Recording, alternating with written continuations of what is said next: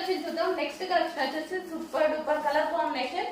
So ఇదైతే వచ్చేసి మనకి వైలెట్ విత్ పర్పుల్ కాంబినేషన్ అన్నమాట. బార్డర్ ఏమో మనకి వైలెట్ వచ్చేసింది అండ్ శారీ ఏమో పర్పుల్ కలర్ లో వచ్చేసింది. సో ఈ విధంగా అయితే ఉంది శారీ. మంచి colour combination, most demanded colour combination అన్నమాట. 2 కలర్స్ కూడా మోస్ట్ డిమాండెడ్, రెండు కలిపి ఇప్పుడు ఒకే శారీలో వచ్చేసాయి.